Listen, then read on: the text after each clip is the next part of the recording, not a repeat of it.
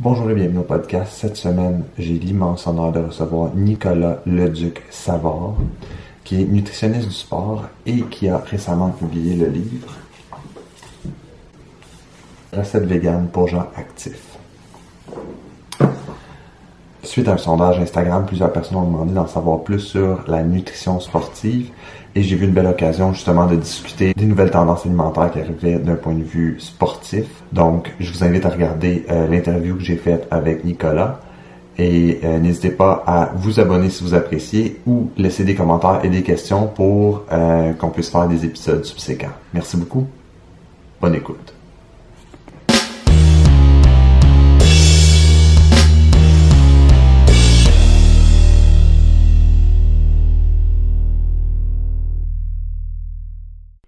Fantastique.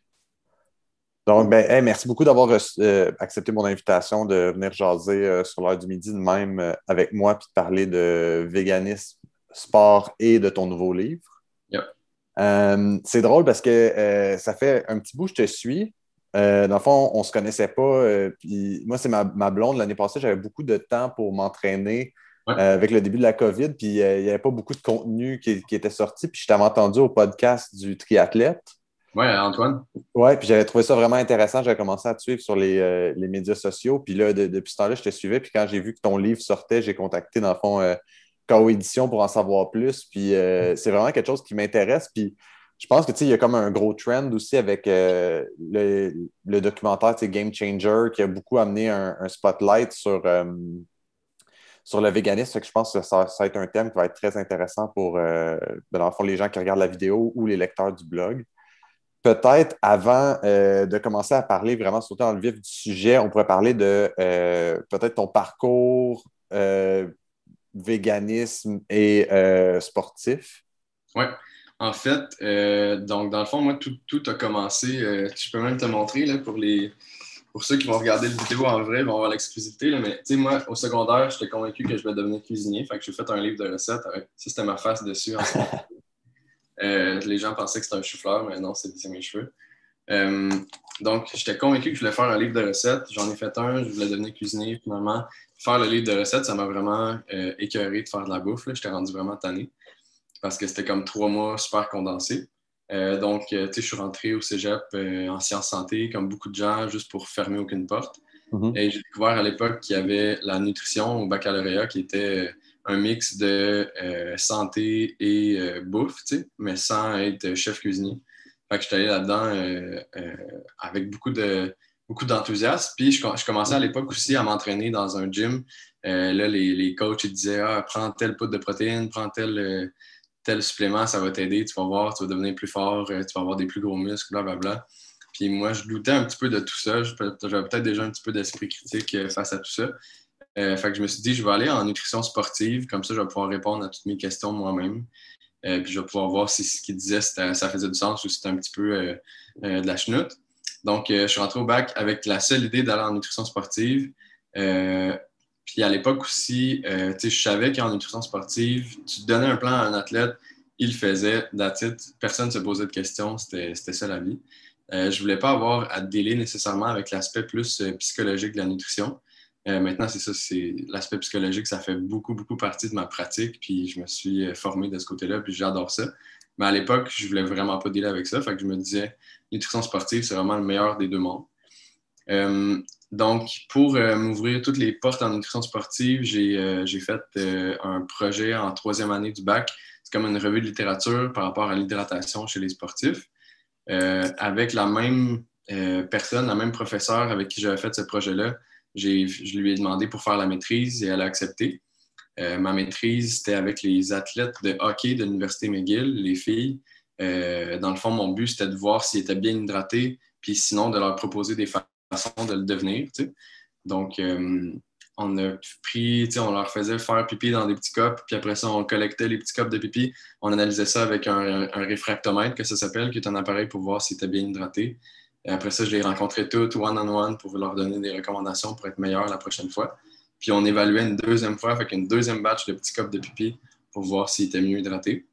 Fait que ça, c'était vraiment le fun. Mais la maîtrise, pour moi, ça a été vraiment court. C'était 1 an.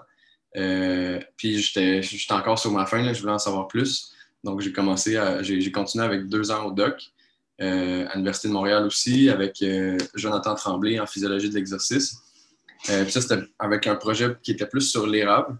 Un projet érable qui était, dans le fond, notre but, c'était d'essayer de voir si avec de l'eau d'érable ou avec du sirop d'érable, on pouvait recréer une boisson sportive maison qui pouvait être aussi efficace que du Gatorade. Et finalement, ben, on a trouvé que oui. Fait qu'on est allé présenter nos résultats à Dublin, en Irlande. Fait que c'était vraiment le fun. Mais après 2 ans de doc, je me suis dit, je veux pas continuer en recherche, je veux vraiment faire de la nutrition à temps plein. Donc, j'ai lâché le doc. Puis déjà, je commençais à avoir des clients depuis la fin du bac. Fait que j'ai lâché le doc, 100% en nutrition maintenant. Mais je fais un peu de tout. Là. Tu sais, je rencontre des clients en privé. J'écris des articles sur Internet. On a écrit un livre avec Xavier, que j'ai aussi connu pendant le doc, qui était sur le même projet que moi. Fait que c'est là aussi qu'on a appris à se connaître. Xavier, qui est le co-auteur du livre. Puis, mais sinon, c'est ça. Depuis ce temps-là, je suis un peu partout sur Internet et avec mes comme 3-4 cliniques où je vois des gens. Très cool. Puis, dans le fond, là, la boisson dont tu parlais, c'est celle qui se retrouve dans ce livre-là? Non, c'est pas celle, c'est pas Ah, c'est celle-là. pas celle-là. En fait, on était financé par le gouvernement du Canada et par les producteurs d'érable du Québec OK. dans le but qu'eux, ils inventent une boisson puis qu'ils la commercialisent. Je pense pas que ça a été fait encore, mais il y aurait de la bonne science pour concocter quelque chose du genre. J'en doute pas. Puis, dans le fond, toi, est-ce que tu es vegan ou... Moi, ben, tu sais, j'aime pas ça mettre des étiquettes. Ouais. Puis j'en parle avec mes clients aussi, puis je reçois souvent la question. Exemple est vegan, moi je suis pas vegan, je mange pas de viande, mais honnêtement, j'aime mieux pas mettre d'étiquette là-dessus. Mhm. Parce que je sais qu'en tant que professionnel de la santé, je dis quelque chose, peut-être que les gens vont avoir plus tendance à le faire ou à penser que c'est la bonne chose. Je sais que c'est parfaitement possible d'être en santé, même pour ceux qui mangent de la viande, tu sais. Fait que j'aime mieux pas mettre d'étiquette là-dessus. Mais le livre est vegan, les recettes sont véganes. Puis le but tu sais, on va en parler du livre bientôt, là, mais le but du livre, c'était vraiment d'être le plus inclusif possible. Tu sais, que quelqu'un qui mange de la viande, mais qui veut essayer d'en manger moins, trouve une recette qui est absolument savoureuse dans le livre, qui ne va pas trop le dénaturer. Tu sais, on a des recettes qui goûtent le bacon, mais on a des recettes à toutes les sauces. Tu sais. Ouais. Fait que le but, c'était vraiment d'être plus inclusif, que quelqu'un qui soit 100% vegan ou qui soit 100% omnivore puisse manger n'importe quoi qu'il y a dans le livre. Tu sais. Ouais. Euh, Moi, je voulais peut-être, avant qu'on saute un peu plus dans le livre, parler de l'engouement pour le véganisme chez les athlètes. Euh, Comme je disais, il y a eu The Game Changer, il y a eu aussi plusieurs personnes qui sont sur les médias sociaux qui sont véganes et athlètes qui justement font la promotion de ça. Puis, je me demandais juste, dans le fond, c'est quoi les avantages d'être végane quand tu es un athlète? Ouais, c'est une super bonne question. En fait, il y a les véganes ont une grande longueur d'avance pour les sports d'endurance parce que habituellement, les alimentations plus à base de plantes sont plus riches en glucides. Les glucides dont tout le monde a peur, mais que c'est l'ami numéro un de tous ceux qui font du sport, en fait. Pourquoi? Parce que les glucides, c'est le carburant numéro un de nos muscles quand on fait du sport. Puis plus on fait un effort intense, plus il y a une grande proportion de notre énergie qui va devoir venir des glucides. Donc, si on n'a pas assez des bonnes réserves de glucides ou si on ne prend pas assez de glucides pendant un effort, ben, notre performance va être moins grande. Donc, je dirais que c'est un des gros avantages de l'alimentation végétarienne, végétalienne. Il y a aussi le fait que quand on mange beaucoup plus de légumes, beaucoup plus de fruits, euh, il y a beaucoup plus d'antioxydants en général que quand on mange plus omnivore ou plus transformé un peu. Ce qui fait qu'on a peut-être plus de facilité à récupérer avec l'entraînement. Donc ça, c'est peut-être un autre avantage qui est moins étudié. Je te dirais le plus étudié, c'est définitivement les glucides, mais il y a peut-être un petit edge pour les antioxydants. Mais je tiens quand même à mentionner que c'est 100% possible de performer, peu importe si on est omnivore ou végétarien, végétalien, au même niveau. Tu sais. Mhm. Mais un peu ça, au début, tu as parlé de Game Changers. C'est extrêmement sensationnaliste comme documentaire. Là. C'est peut-être Ouais. un qui je ne recommanderais pas ça, mais c'était le fun de voir quand même qu'il montrait que c'est possible d'être autant performant. Je n'irais pas jusqu'à dire qu'on peut être plus performant. Ouais. Ben, ouais, tu l'as dit, je pense aussi Game Changer, c'était comme un peu du gros clickbait, là. Ouais. Puis, ben, tu sais, veux pas, ça a été produit par Netflix pour vendre des views, fait que, ultimement, il fallait que ce soit clickbait, mais non, je suis totalement d'accord. Quand tu regardes le documentaire, tu essaies de te mettre un peu plus comme de prendre un pied de recul, là, mais tu le vois tout de suite. Euh, Dans le fond, l'autre affaire, c'est ça, tu disais qu'il y a possibilité de performer avec d'autres types d'alimentation. Ouais. Il y a beaucoup, beaucoup de. Tu sais, Vice a fait une série de documentaires, je ne sais pas si tu les as vus, sur justement des athlètes. Il allait chez des athlètes qui mangeaient différemment puis qui avaient des habitudes alimentaires, tu sais, keto, etc., pescétarien, je pense aussi. Puis c'était vraiment intéressant. Je ne sais pas si tu penses que c'est quoi? C'est des modes, parce qu'il y a sûrement aussi des gens qui vont regarder un peu qu'est-ce qu'on va dire, puis qui vont peut-être se demander. Justement, tu disais qu'il y avait pas un régime qui était meilleur qu'un autre, mais il y a peut-être des gens qui étudient. Tu sais, c'est quoi tu dirais à des gens qui regardent différentes opportunités ou différentes modes? Oui, ben en fait, il n'y a aucune autre façon de décrire ça que c'est une mode. En anglais, on dit fat diet. Là. Quelque chose qui est vraiment populaire présentement puis qui va s'estomper dans pas longtemps. Je parle ici, mettons, de la diète keto, jeûne intermittent, tout ce qui est plus. On a entendu que c'était bon, le paléo, des choses comme ça, mais que 10 ans plus tard, puis il n'y a plus personne qui en parle. Mhm. Euh, on peut peut-être parler des diètes en général. Là, si on prend l'exemple de la diète keto, c'est quelque chose à la base qui n'a même pas été inventé pour perdre du poids. La raison pour laquelle il y a beaucoup de monde qui la font ces temps-ci, ça a été inventé pour les enfants épileptiques dans les années, il me semble, je pense que c'est les années 20, parce que ça réduisait les symptômes pour les enfants épileptiques. Puis là, dans les années 70, ça a été repris. Les gens capotaient parce qu'ils perdaient du poids avec ça. Mais ce qui se passe bien souvent, c'est que les gens vont perdre beaucoup, beaucoup de réserves d'eau. Parce que pour chaque gramme de glucides qu'on emmagasine dans notre glycogène, dans nos réserves de glucides dans notre corps, il y a aussi 3 grammes d'eau qui viennent avec. Donc, quand on arrête de manger des glucides, bien, on perd ces réserves de glucides-là, mais on perd aussi toutes les 3 grammes d'eau qui viennent avec. Donc, on a l'impression de perdre beaucoup de poids. On est content, entre guillemets, mais on a perdu surtout de l'eau. Puis c'est un Mhm. peu le cas avec toutes les diètes. Souvent, les diètes sont vendues comme étant quelque chose de Ah, toutes les autres d'avant n'étaient pas correctes, mais celle-là, c'est vraiment le paradis. Il faut que tu essayes ça pour être meilleur. Puis la distinction que j'apporterais avec une diète plus végétale, euh, c'est que, honnêtement, ce que je parle aussi souvent à mes clients, c'est la raison pour laquelle tu le fais. Si tu le fais en t'attendant à avoir une grosse amélioration de ta performance, parce que, je sais pas, parce que Xavier, qui a coécrit le livre, a gagné 2 traversées du lac Saint-Jean en étant végétalien, ça se peut que pour toi, oui, ça améliore ta performance si avant de manger plus de plantes, tu mangeais, je sais pas, plus transformé ou tu mangeais pas à ta faim ou blablabla. Puis que là, tu commences à faire attention. Mais je te dirais, ce qui va faire le plus d'impact, c'est juste de commencer à, mettons, mettre plus de diversité dans ton assiette, manger à ta faim, manger plus de légumes, plus de fruits, des choses comme ça. Mais si tu le fais pour, genre, l'éthique animale, ben là, je pense que c'est une super bonne raison de le faire. Mais la bonne nouvelle, c'est que tu peux faire ça et t'attendre à des aussi bons résultats qu'avec une diète omnivore.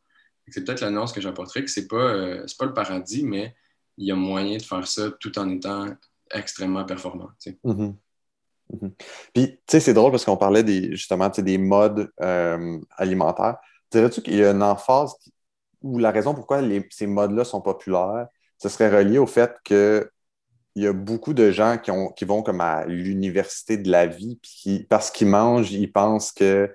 Parce que une des choses que j'entends beaucoup, par exemple, c'est Ah, je fais le jeûne intermittent, je me sens tellement mieux, etc. Puis la personne elle s'est juste créé son régime en allant sur Internet. J'ai comme l'impression qu'il y a comme un biais qui est renforcé, puis que parce que le monde mange, ils pensent qu'ils ont une connaissance en nutrition. Euh, je sais, en tout cas, là, on s'en va peut-être sur un autre chemin avant de revenir vers le livre, mais je ne sais pas si c'est quelque chose que vous voyez en tant que nutritionniste ou que toi, tu as vu dans ta pratique. Ouais, ben, tu sais, il y a tellement, tellement d'informations dans les livres ou sur Internet que c'est vraiment facile d'être mêlé. Mais tu sais, c'est sûr que je suis biaisé parce que je suis nutritionniste. Fait que je me dis, pour donner de la bonne information, c'est certain que c'est mieux d'avoir au moins un bac de 3 ans et demi, 4 ans. Puis Mhm. après ça, peut-être de se spécialiser pour faire une maîtrise. Puis après ça, peut-être de se spécialiser un petit peu plus puis de faire des formations continues. Tu sais, la job de nutritionniste, c'est vraiment ça. Tu sais, pour être nutritionniste, il faut que tu aies au moins 3 ans et demi de bac. Puis là, bientôt, je pense que ça va passer à bac maîtrise 4 ans. Mais après ça, on est obligé à chaque année de faire des formations continues pour tout le temps se maintenir à jour avec la littérature. Alors que, je ne sais pas, mettons, quelqu'un qui s'improvise coach, qui n'est même pas kinésiologue, qui a pas fait d'études spécialisées en nutrition, qui a une formation de une fin de semaine, 2 fins de semaine, un mois, puis là, qui commence à donner des conseils à quelqu'un, ça, je trouve ça extrêmement problématique parce que Mhm. je pense que peut-être que la personne a des super bonnes intentions, elle a trouvé quelque chose qui fonctionnait super bien pour elle, puis là, elle veut propager la bonne nouvelle, ce qui est parfaitement correct, mais elle n'a peut-être pas l'esprit critique qui est nécessaire pour aller vérifier que ce qu'elle dit, c'est vrai, ou aller peut-être confronter ses propres idées avec de la littérature scientifique ou avec des méta-analyses pour voir si, peut-être que finalement, le conseil que je donnais de prendre un supplément de spiruline puis des baies de goji, c'était pas nécessaire. Les gens peuvent manger une pomme, ça va faire la job. Ouais. Ou même Puis, juste adapter à la personne qui est en face d'elle, ouais, c'est le ça. régime, parce que tu sais, c'est comme, souvent ce que j'entends, c'est des gens qui disent, c'est un peu one size fits all, là, quand ils propagent la bonne nouvelle. Exactement. On est, encore une fois, mettons, je ne veux pas prêcher par ma paroisse, là, mais au bac, on est formé avec tous les types de maladies chroniques qui existent. Fait qu'on est capable d'adapter une alimentation ou de travailler l'alimentation de quelqu'un en tenant compte d'un peu tout de ces maladies. Ou si la personne n'a pas de maladie, ça peut être d'autres contraintes comme son horaire qui est un peu all over the Mhm. place. Ou est-ce que la personne a des enfants qui ont des goûts un peu bizarres, puis qu'il faut qu'elle s'adapte à ces recettes-là. Ouais. Fait que, il y a plein de facteurs qui entourent l'alimentation, mais effectivement, étant donné que tout le monde mange 3 fois par jour, puis que pour certaines personnes qui essaient des affaires, ça marche vraiment bien, ben, on est tenté de propager la bonne nouvelle, Mhm. même si on est peut-être pas formé pour le faire. Ouais, exact. Puis, c'est quelque chose que j'ai beaucoup apprécié, moi, de ton livre, c'est qu'il y a beaucoup de sections qui sont vraiment très éducatives, tu sais. Ouais, Je me rappelle, tu sais, le carb load, tu t'expliques vraiment c'est quoi, comment, par rapport, tu sais, comme, tu amènes vraiment, je trouve, une dimension qui est plus terre à terre que de juste dire mange un gros bol de pâtes. Il y a vraiment beaucoup de, tu sais, mettons, les informations avant, pendant l'entraînement. Je trouvais ça vraiment, puis il est bien divisé aussi. Euh, donc, ouais, je sais pas où je m'en vais avec ça, en fait. mais très bien. C'était juste mon commentaire éditorial, by the way. Mais est-ce que, dans le fond, c'est ça, ton livre est bien divisé, je l'ai trouvé bien fait, très éducatif. Puis une chose que j'ai remarqué, c'est que par rapport à beaucoup de livres végétaliens, il y avait une emphase peut-être un peu plus élevée sur les protéines. Je possède peut-être 5 6 livres végétaliens, puis des fois, je trouve qu'il manque de protéines. Je ne sais pas si c'est par rapport, si c'est quelque chose qui est relié plus au sport ou si c'est quelque chose qui est vraiment plus. D'habitude, c'est des cuisiniers qui font les livres, puis là, c'est un nutritionniste. Je ne sais pas si tu peux développer ou si tu as remarqué le même Ouais, titre ben, en de. fait, ça a vraiment été un gros travail d'équipe avec Xavier puis moi pour faire les recettes. Xav a une excellente tête de recettes. Puis, tu sais, avec sa carrière de nageur professionnel, il a essayé tout plein de combinaisons avant ses courses, après ses courses, tout ça. Il y a déjà une couple d'idées pour ses recettes. Mais ce qu'on a fait ensemble, dans le fond, c'est qu'on a fait un pool de recettes, on les a cuisinées, on les a testées. Puis une fois qu'ils goûtaient bon, parce que c'était vraiment ça notre critère principal, on s'est mis des critères pour que des paramètres, mettons, plutôt nutritionnels. Fait qu'on voulait qu'il y ait une certaine quantité de protéines dans chaque recette, que ce soit un déjeuner, un dîner, un souper. On voulait que chaque recette ait à peu près la même valeur nutritive, à part les collations, que ça, c'est vraiment spécifique parce que ça dépend du moment avant, pendant, après le sport où tu la prends. Mais pour tous les repas principaux, que ça soit un genre de gruyot le matin ou un mac and cheese le soir, ils vont avoir à peu près toute la même valeur nutritive. Ce qui a été un méga défi pour nous, mais je pense que c'est vraiment le fun parce qu'après ça, on peut se moduler, mettons, une journée, peu importe le repas on peut manger du chili matin, midi, soir avec la recette de notre livre, puis on va avoir tout ce qu'on a besoin pour avoir de l'énergie et récupérer avec le sport. Fait qu'effectivement, l'idée, c'était d'avoir suffisamment de protéines dans chaque repas. Suffisamment, tu sais, les protéines, tu t'as posé la question, est-ce que c'est surtout pour les sportifs? Oui, parce qu'en étant pour le sport, mais c'est aussi nécessaire pour monsieur, madame, tout le monde qui peut-être qui s'initie au végétalisme, qui essaie des protéines végétales, puis là, qui se rend compte avec peut-être d'autres livres de recettes que, 33 minutes après, j'ai vraiment faim. Puis, je me demande qu'est-ce qui se passe. Là. Peut-être que finalement, il n'y avait pas assez de protéines.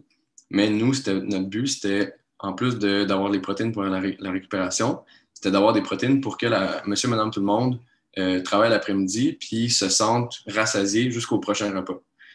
Parce que c'est un peu à ça que ça sert les protéines. Ça sert à la récupération musculaire et à nous rassasier entre les repas. Mhm. On s'est aussi assuré qu'il y a beaucoup de glucides pour avoir assez d'énergie quand pour un sportif. Mais fait que toutes les recettes, ils ont toutes été pensées d'abord pour le goût, mais après ça, avec un gros comme squelette nutritionnel en arrière de tout ça pour avoir tout ce qu'on a besoin pour monsieur, madame, tout le monde, jusqu'à athlète. T'sais. Très cool, très cool. Ouais, ben effectivement, c'était vraiment mon premier flag, je dirais. C'était vraiment je trouvais que, c'est ça, les autres livres, comme je te disais, j'en possède à peu près 5, puis c'était comme le premier où je trouvais que des fois, il n'y avait aucune recette qui manquait de protéines, puis je me demandais juste si c'était mes yeux d'omnivore qui trouvaient qu'il manquait quelque chose, parce que des fois, mettons, tu as une tasse de quinoa, des champignons, des petits pois, puis du vinaigre, puis that's it, là. Fait que c'est pour ça, puis dans votre livre, il y a tout le temps une protéine, il y a tout le temps comme une super belle balance. Écoute, je pense que ça faisait pas mal le tour de mes questions. Dans le fond, ton livre, on peut le retrouver où pour s'il y a des gens qui sont intéressés? Oui, super bonne question. On peut le retrouver partout, dans toutes les librairies. Renaud-Bré, Archambault, librairie de quartier, peu importe. Il va se retrouver là. C'est la grosse brique bleue, recette végane pour gens actifs. Je me suis promené dans les librairies, puis c'est le seul gros moton bleu qu'on voit dans les piles. Là. Fait que, on le voit bien. Facile à trouver. Sinon, sur Internet, le site de notre éditeur, on peut le commander puis ils vont le recevoir. Là. C'est ko-édition.ca. Je pense qu'ils font du shipping à travers le monde. Puis on peut même l'acheter sur leur site aussi en format électronique. Là. Si on veut, mettons, se mettre ça sur un iPad, cuisiner en même temps, ça peut être pratique. Là. Parfait. Puis, dans le fond, toi, si les gens, mettons, ont un intérêt à te suivre, tu disais que tu écrivais, tu es sur les médias sociaux. Je ne sais pas comment les gens... c'est quoi le meilleur moyen de te suivre? Oui, ben honnêtement, c'est ça, je pense que la meilleure façon, ça serait peut-être par Instagram. C'est là où je suis le plus actif. Nicolas.nutrition sportive. Pour voir mes niaiseries, pour voir mes posts plus informatifs, pour peut-être me contacter si vous voulez un suivi en nutrition, ça peut être ça aussi. Je prends monsieur, madame, tout le monde jusqu'à sportif de haut niveau. Donc, n'hésitez pas. Puis, tu sais, ça peut être juste pour venir voir un peu mes niaiseries de temps en temps aussi. Ouais. Puis, mais en fait, tu parles de tes niaiseries, mais j'ai pas vraiment noté les niaiseries. Là. Je te suis depuis 1 an, mais il y a tellement du contenu qui est intéressant puis interactif. Juste le café l'autre fois. Ouais. En tant que cycliste, je trouvais ça vraiment intéressant. Puis là, j'avais dit qu'on finissait, mais finalement, je vais faire une autre parenthèse. Je trouvais ça vraiment intéressant parce que les cyclistes, souvent, on boit un café avant de partir, on boit un café en milieu, on prend de la caféine dans les gels. Puis je trouvais que ça ramenait un peu une vision un peu plus, justement, comme au lieu d'être la tradition orale de boire du café, tu vas te sentir moins fatigué.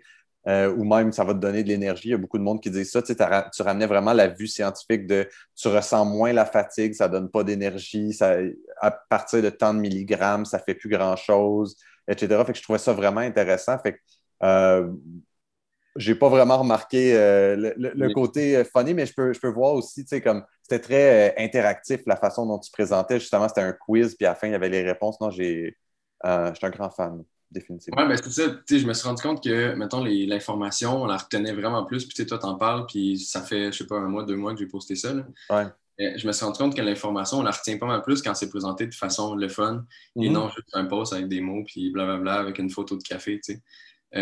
Fait que c'est un peu ça ma façon aussi. Dans mes articles, j'essaie tout le temps de mettre des petites blagues par-ci par-là pour que les gens prennent du plaisir à lire mes choses. Là.